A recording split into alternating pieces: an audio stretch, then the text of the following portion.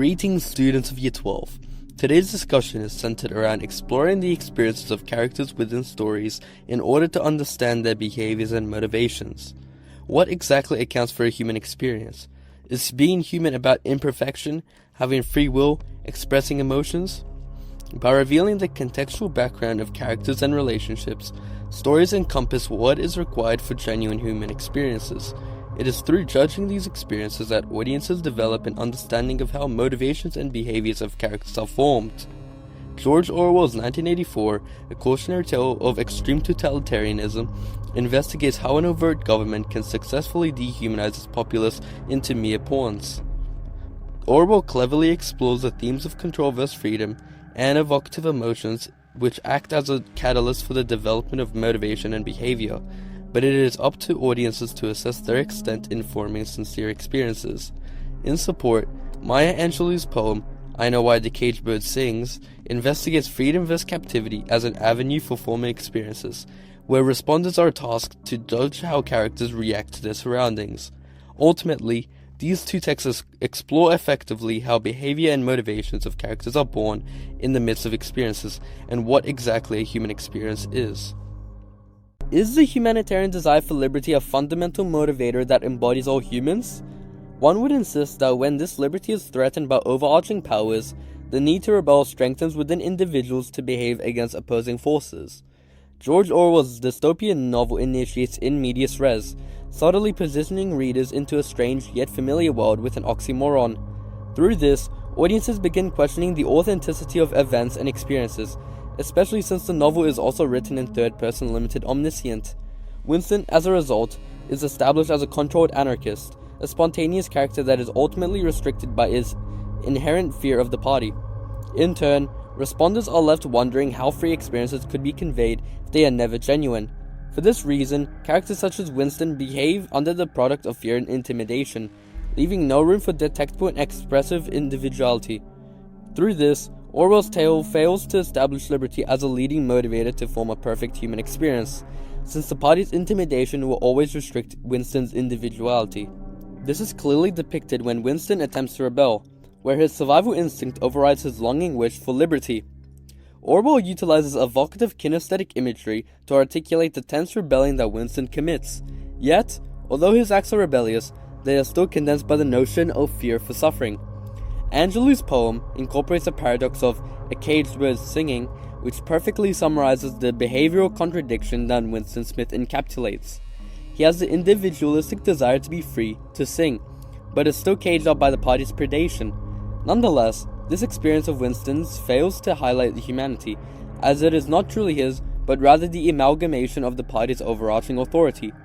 In essence, liberty in 1984 fails to function as a strong motivator for genuine human experiences, resulting in contradictory behaviors and inconsistent desires. Does the natural instinct of survival impede any desire for individuality? In a world like 1984, it is apparent that conformity within the masses would be the best means for survival. In the daily recurrent hate periods known as the 2 minutes of hate, citizens are called to express their hatred and absolute loathing for the character of Emmanuel Goldstein. Winston had already attempted to form a human experience through rebellion before, failing to do so by relinquishing to the party. His inconsistent behavior is yet another example of his experiences being perpetuated by the party rather than himself, that he is simply a walking pawn. However, there was a moment in the 2 minutes where Winston snapped, when he clouded his completely own thoughts with the idea of joy and sexual desire. The use of evocative tactile imagery displays how Winston had surrendered to his own independent desires, that he was not being forced by the party to conform, but rather juxtaposing conformity with an independent expression of free thought and will. Orwell cleverly implements this to highlight that humans are inconsistent and flawed, constantly changing in behavior and motivation. Provides evocative words that channels the innermost desire of rage, which is simply another sense of humanity. An oxymoron emphasizes the unsightliness yet ecstatic aspect of humanity, pure hatred and rage. Winston was clouded by independent motivation and spontaneous behavior, expressing humanitarian behavior and motives through modes of rampage and fury. Orwell wanted to display that there are some aspects of humanity that exist in Oceania, and that survival is not sufficient enough for human experiences. Angelou provides a similar insight into how breaking the mold of conformity through emotive language sustains in providing the caged bird a sense of rebellious ecstasy using perfect rhyme. Nonetheless, both authors comparatively display that the survival conformity within a collective fails to represent human experience by displaying false and weak motives and behavior. Rather, the inner desires of provocative emotions, sinful motivation provides a dirty nature of humanity that is expressed by both texts. Hence, Orwell again failed to display how control and conformity within the collective display humanity, and likewise, behavior and motivations. Rather, that emotions pave such a desired path. Powerful emotions provide an essence of meaning and purpose for events within an individual's life. Particularly, love acts as a motivational catalyst for how individuals conduct themselves around others. 1984 establishes the comfort of home through intimate love through the incorporation of a paradox and foreshadowing the moments before Winston and Julia are caught. Due to the recurrent theme of surveillance in the novel, characters are never safe from the party, so Winston overcoming the fear of the party was his declaration of victory against them. Through this, Orwell successfully demonstrates the magnitude of love as a contributor to the experiences of individuals, since the one thing that kept restricting Winston from living a normal life was absolute surveillance of the party. Winston feeling safe with Julie is a direct contradiction to this. Furthermore, the use of foreshadowing highlights the power of love and the great extent to which the party would go to remove any signs of this emotion. This is because intimate love between citizens puts focus away from Big Brother, defeating the entire purpose of the party and perpetuating control. The party's depiction of love with the Ministry of Love is a contradictory image of what love truly is, which the party uses to detach this emotion from the experiences of citizens. Respondents could successfully deduce that the only reason that love would be so strongly rejected by the party is if this emotion greatly opposed their doctrines. This successfully demonstrates the profound motivation that love provides in the experiences of individuals by basing Winston's behavior around his relationship rather than the party. The use of descriptive language and linear narration displays that what Julie and Winston are experiencing is a normal human life, cut from fear, worry, and intensity. Julia's easygoing attitude in this scene is inconsistent with her attitude throughout the novel. From an articulate and organized planner to a blissful content organism. Orwell intended for this in order to teach audiences on the importance of love as the medium for comfortability, something respondents are accustomed to but is missing in Oceania.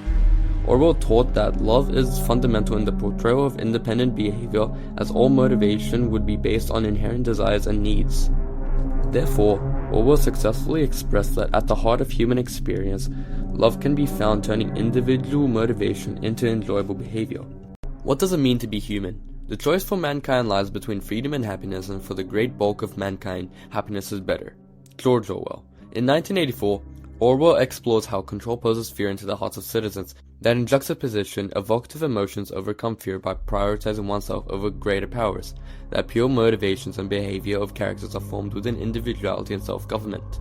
Similarly, Angelou's poem, I Know Why the Caged Bird Sings, delves into how inherent motivations such as freedom provides a rebellious ecstasy for individuals, expressing humanity within free will. Both authors depict their own interpretation of what paves the way for authentic experiences within characters, and in turn the basis of individual motivation and resultant behavior.